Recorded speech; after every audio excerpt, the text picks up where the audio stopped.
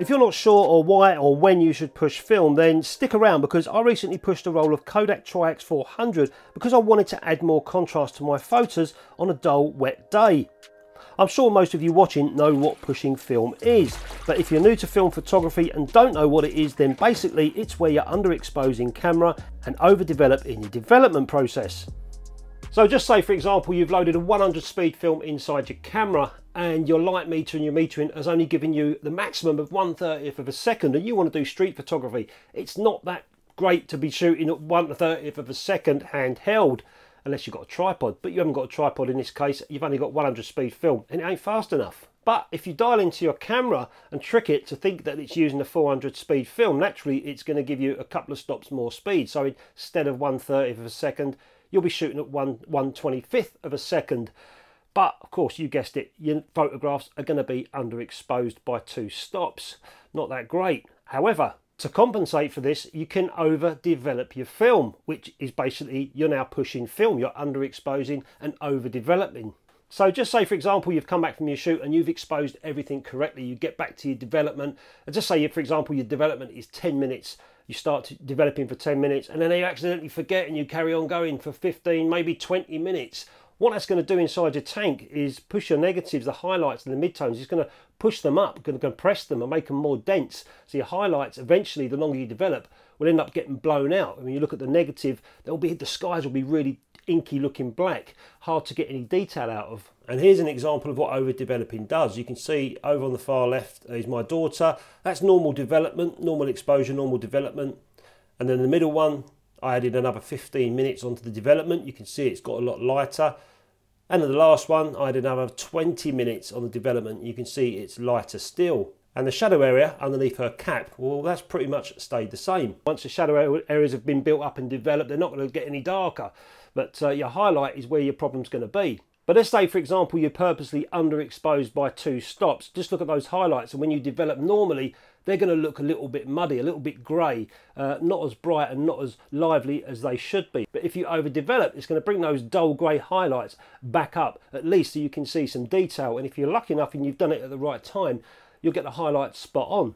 And because you're underexposed, your shadow areas aren't going to have that much detail. So when you look at the final print, you've got these nice balanced highlights.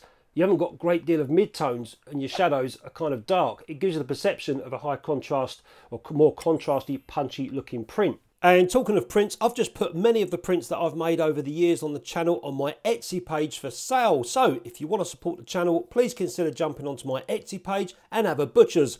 Link is in the description. Cheers. So with that in mind, recently in the UK, it's been absolutely naff weather. It's been dull, it's been raining, it's just been horrible. And I've been watching out the window thinking I want to go out and take some photographs. And I realised that the weather ain't going to change. You can hear it, it's raining now outside my shed. In fact, it's lashing down out there. So just a couple of days ago, I thought, you know what, I'm going to go out and get some wet rain photography. It was a dull, overcast day. So I went out with my Tri-X 400, the Chinon CS camera, to see what I could find. So knowing that I was going to be pushing this film to 1600, that's what I put in my light meter, I decided to shoot the first, probably say 1/3 of the roll at 400 at normal speed, knowing that later on I was going to overdevelop, and I just wanted to see what they would look like for this video.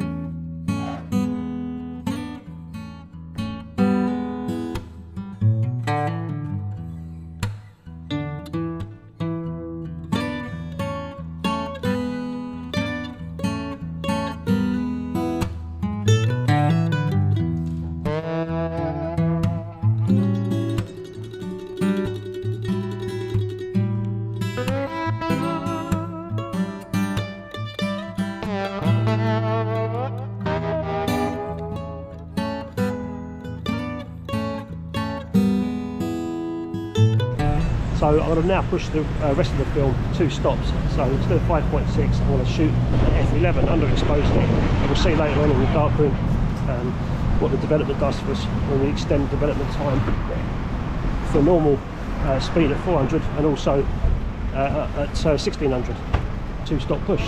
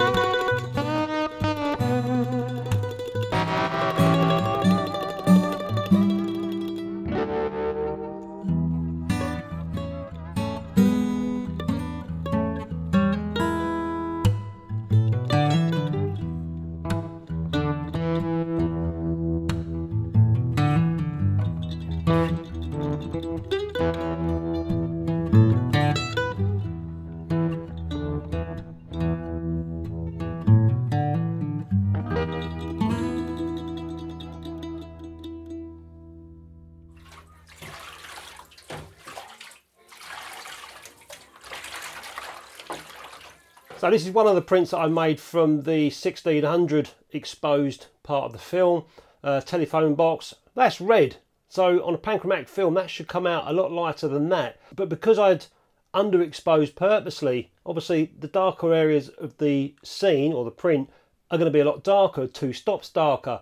And if I develop that normally, then these whites parts here on the telephone box and the street sign in between, that's a right grubby old street sign, they would be dull as well. But because I overdeveloped, it's brought those highlights back up and kind of left the shadows where they are. So that telephone box is underexposed, relatively underexposed for this print, but it makes the appearance of a contrast. In fact, it almost looks more orthochromatic looking at this telephone box, which is red, but it's made the print pop. And another one here, this is obviously a bicycle wheel that I took a photograph of. There's no detail at all in the tyre or the mud part, because again, I underexposed, but I overdeveloped, so I've got the detail back in the highlight areas, and it's just made a contrasty looking print. You can see the spokes are quite popping, and these white wall tyre is a little bit duller than it should be, but it looks fine. Just a contrasty looking print, what you'd expect from a pushed film. And this one is just another street scene with a shop, a couple of people walking past. This is the hairdressers. This is one that I shot at 400, so box speed, but overdeveloped. So this isn't pushed, this is only overdeveloped. So you can see I've got detail in the shadow areas with his coat here. This is all a black sign, this is a black wall, so naturally that would be black, but and her coat's got detail. The people inside the shop, I've got detail. But look at the street value, look at the pavement there.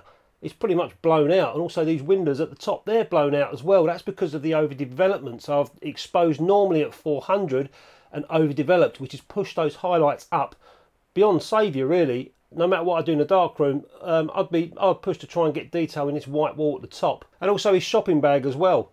His shopping bag's completely blown out. There's no detail in there whatsoever. If I left that on the enlarger longer to try and burn in these highlights, the dark areas, his face would have gone even more darker. So contrast filters might have been able to save it, but that's an example of overdevelopment and normal exposure. And this is another street scene that I took. This was on the 1600 side of the film, so underexposed by 2 stops, and of course overdeveloped like we did the whole roll. Just a normal street scene. We've got a bus stop, people waiting there. This elderly couple here chatting away. This guy in a nice Crombie coat and a cap next to him. This bloke in a beanie. Just different walks of life in there. You could see the blacks are really black. You know, I've still got detail in her coat. This area should have been a little bit lighter, but that's because of the underexposure. But look at the street. There's no blown out highlights at all. Her bag is white. His bag is white.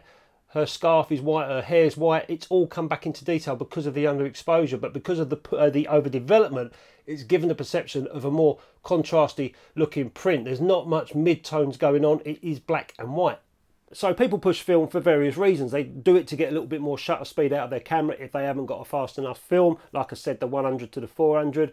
People also push it on a miserable looking dull day. They'll push their film to get a little tiny bit more contrast out of it. And other people push film just for the aesthetics of it, to see what it looks like and to be a bit more creative in their photography. And there's some people that say that pushing film looks awful. It looks nasty, it looks grainy, it looks too contrasty, there's no detail in any of the print, etc, etc. But then some people like pushing film for that look. It's all depending on what you want at the end of the day on your print or on your negatives. So just remember, when you're pushing film, you're going to get contrastier, grainier images. So if you don't like contrast, don't push film. If you don't like grain, don't push film. And film isn't like digital. So if you've got a 400 speed film inside your camera and you think, I need more light, you're going to bump it up to 3200. All you're going to do is underexpose your photographs, hoping that you can only get something back in the development when you overdevelop, depending what film you're shooting. Some films push better than others. Some developers work with push films better than others as well. It's all trial and error at the end of the day, but it's certainly not a way to get more light into the camera. It's more often than not people trying to get more speed from the shutter speed for handheld photography, get themselves out of a sticky situation, and also for concerts and stuff like that. It's got to be light around if you're going to be pushing film. You can't go pushing film on a black taxi down a dark alley if there's no lights going on. It ain't going to happen. You're just going to get, that fix is going to wash everything away, and you'll end up with a very thin negative that will be hard to make a print of or even a scan. And when I got home from that shoot, I shot a couple of scenes indoors with the rest of the roll. This is a clock. The one on the left, obviously it's a clock.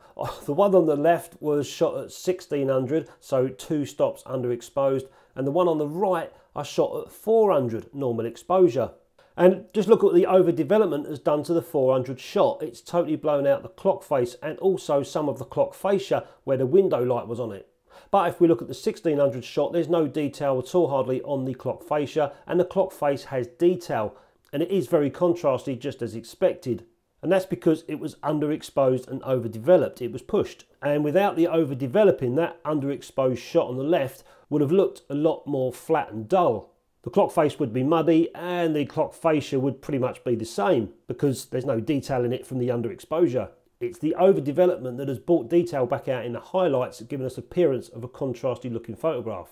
So that's what I did to escape the photography blues of a dull, wet, rainy day. I decided to grab the ball by the horns, go out with an old camera and enjoy myself and take some photographs, have a walk around and see what I come back with. I knew that I was going to get dull looking flat prints, so I decided to push the film a couple of stops and see how they came out. And I'm glad I did because the prints have come out really nice and nice and contrasty, just as I like them. So anyway guys, thanks very much for watching. Let us know in the comments. I always read comments and I learn from comments as well. Let us know in the comments if you're experienced in pushing film, if you push film all the time, if it's something that you love doing, you love the aesthetic look of pushing film or the creative side of pushing film, or any experience, any disasters that you've had with pushing film. Let us know in the comments for myself and other people to read and learn from. I'd appreciate your input. Thanks a lot for now guys, and I'll catch you next time.